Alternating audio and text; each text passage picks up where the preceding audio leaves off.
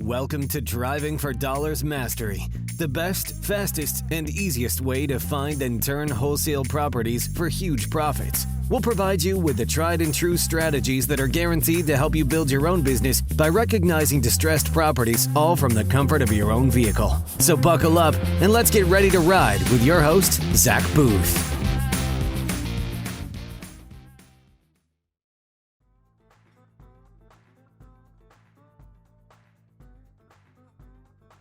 So you're using that, and not just cash buyers, but using it in different ways to get money, to build relationships, to have your architects, to have people to partner on these development deals. I love that. What I want to do now is I want to transfer kind of the beginning stages. Now that you have like an exit strategy, you have like particular types of properties that aren't just a very simple single family, put some lipstick on it and sell it for profit. You're not only looking for that and buy and hold and simple structured deals, but you're looking for the higher and better use stuff. Let's talk about finding deals. And before I hit record, we were talking about marketing and different marketing strategies. Let's talk about that. We were talking about radio. We were talking about driving for dollars. Like, let's talk about some of the stuff that you've been dealing with those different channels, if you'd be willing to. Sure. Yeah.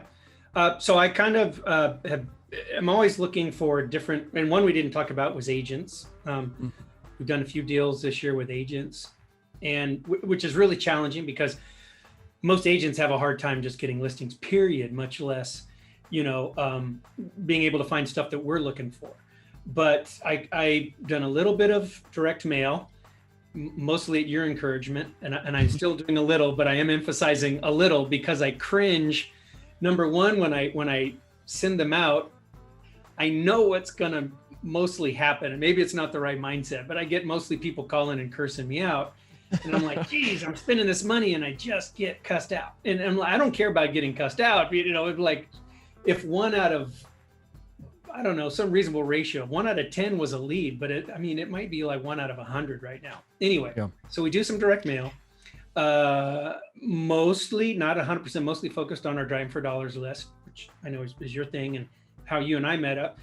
The other one is radio, as you'd mentioned, again, agents, and then of course, Driving for Dollars and phone prospecting. I had been doing some texting. We have a couple leads that came from an experiment I did with that, but once the phone companies got in the mix and started blocking the texting in the ways they did, I just dropped it. So I would say those are the 4 ones that we focus on. And there's always some challenge to any one of them, but that's what we're using. And the big one for me is still phone prospecting, reaching out directly to homeowners. And the Driving for Dollars list is the one that's the most consistent, for sure. Gotcha. So you're doing the Driving for Dollars list. You're driving around, finding the ugly houses, finding potential properties that look like they have higher, better use, because those neighborhoods that are zoned for higher use than what they currently are being used for. And those are the areas you're blanketing. But it sounds like you're buying other lists. Are you buying other lists that are like from PropStream or ListSource for higher and better use that are in those zoning areas? Are you like strategizing, like trying to find those deals right now? I mean, yes and no. There are some lists that are a little more generalized within the areas that we prospect in, for some specific reasons, not necessarily the higher and better use, but sometimes yes. I probably should do a little bit more of it. The big thing is that I don't want to try and narrow it too much because, just like, again, the volume of deals that we get, like this year, I have to look, I think we're going to be at about a 10 or 12 that we've got under escrow or closed so far this year. So that's not that much, So if I try and narrow it down, what did you average deal size of? 50 grand? About that. Yeah. Okay. So 10 deals at $50,000 is $500,000. We're 7 months in the year. So, it's not like you're doing horrible, right?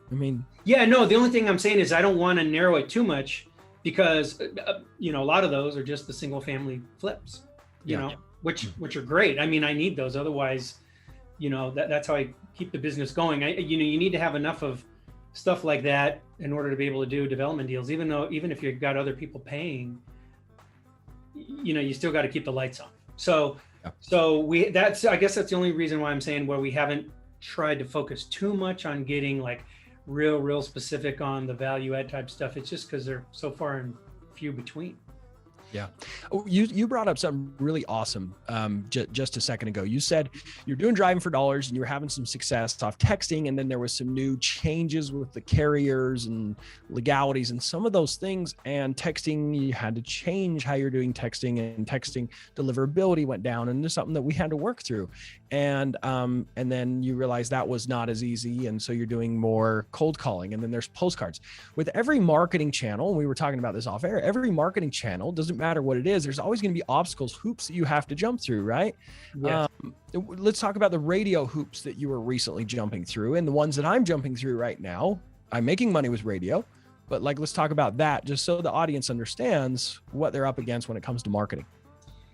Yeah, again, and I think radio to me seems like a channel that is very market specific or dependent. So yeah, so I was really excited at the end of last year and beginning of this year. I mean, I can't overemphasize how excited I was about it, and just jazzed. And we were on the radio, and I heard I have a funny story. I went actually in a little bit. I'm going to meet the gentleman who had called me off a radio ad, and I was walking through the house for and it's really funny because the house was in really good condition. I was like, oh my gosh, I literally had never been in a house that was just like, didn't need anything.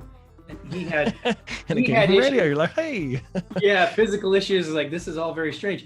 But as I'm walking through the house, I heard they had the radio on, and I heard a voice. I was like, that sounds familiar, and I'm walking around, and I'm like, oh, that's me. That was my ad, and then I'm like, all right, radio's awesome. And then the radio ads just dropped off a cliff, and they're like, dude, for what we're paying or what you're paying, last week, I think there were 5 ads on 2 different stations from this provider in a whole week. And how many ads were you wanting to be placed on the radio station? Well, by contract, hopefully it's 40. So okay. From 40 to 5.